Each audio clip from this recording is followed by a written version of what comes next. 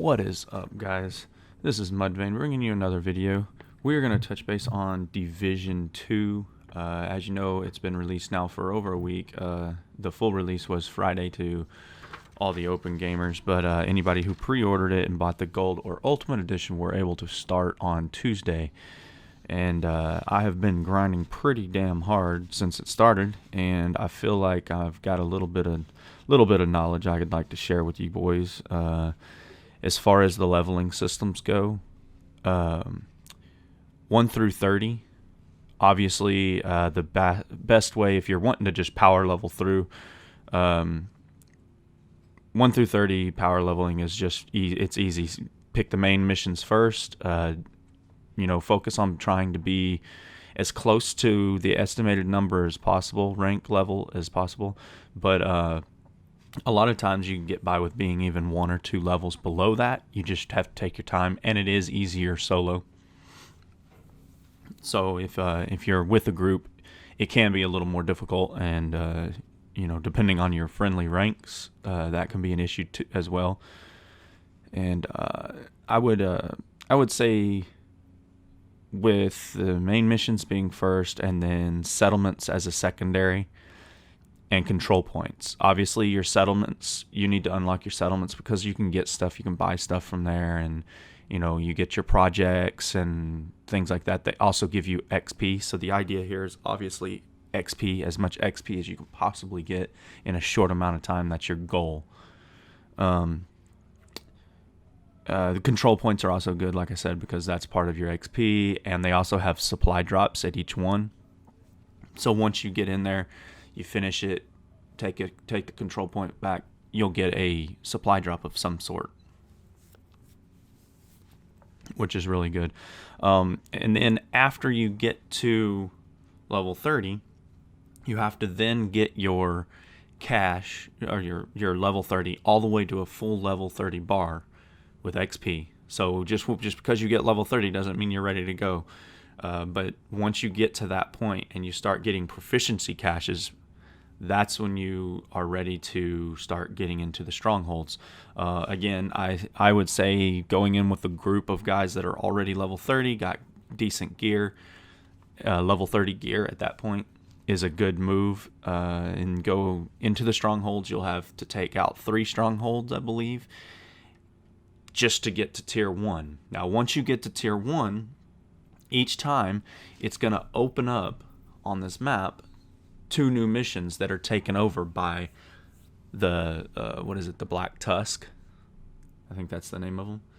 So, and it'll even tell you, instead of it being a regular mission, it'll be part of the actual. Let's see if it says it over here.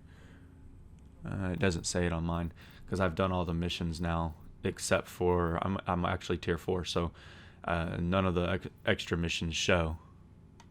So I'm already getting dailies and stuff. But yeah, you see how this mission says True Sons facility. Well, you're not shutting down the True Sons when it's the Black Tusk. It'll actually tell you it's Black Tusk taking over, and it'll be all red like this and black. The whole screen will be black and stuff. It's pretty evident that you're fighting the Black Tusk and not the True Sons or any of the other gangs in the game. So anyways, once you get to those tier mode 1, then you'll have to gear up again. And I would say the best way to gear up on each tier mode is obviously do maybe 1 or 2 control points, because a lot of them will be taken back over. So go recapture a couple of those, get some supply drops, kill some random gangs in the streets, do the 2 missions that are applied for each tier mode, each tier level, whatever you want to call it, and then go do your stronghold. I believe it starts with this one or this one. I don't know whichever one. And you do the first stronghold, and then it will get you to tier 2. And then when you go to tier 2, you'll have 2 more missions again. I think it's Jefferson Plaza Space Administration, and I don't know. It's one of those. Man, I done slept. Yeah, I think it's airspace and space admin on the second tier 2. And then you'll do those 2 missions, and again do a couple of control points, something simple, get your gear up, meet the level requirement. And several times when we went through it as a team, we actually only had the bare minimum level requirement. So, like it said, I think level what was our, like this one, it doesn't even, there it is. It says required gear score is 425 for to get into tier 5. So basically, I think I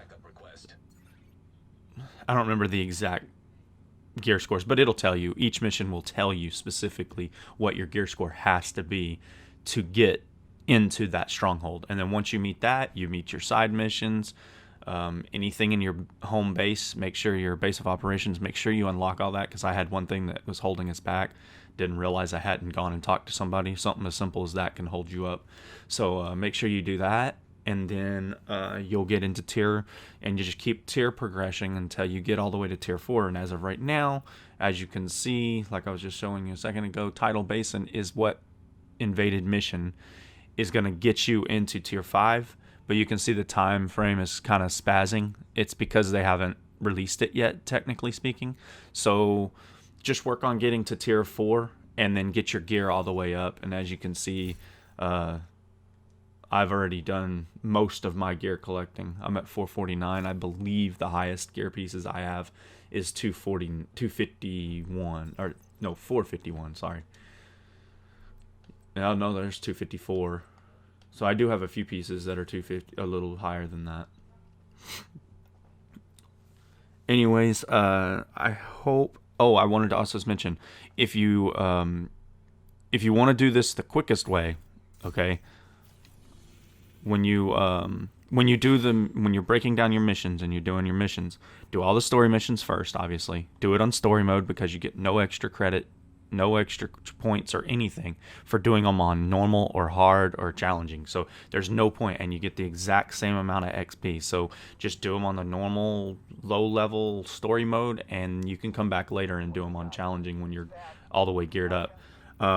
Also wanted to say, these side missions, you'll see they look like this, little blue octagons without the big octagon around it. Those are side missions, and basically what they do is when you complete them, they give you 33% of your bar. Okay, so if the bar at level 1, let's say, takes 20,000 points, it's going to be 33% of that 20,000 points is going to get you for that, completing it. Now, at a higher level, as everybody knows, when you level up, your higher levels, it takes more XP. So if your XP at 20 takes, 180,000 points, 33% of 180,000 is a whole lot more than 33% of 20%, or 20,000. So, make sure you save your side missions for the end game. I started doing mine around level 18, I think.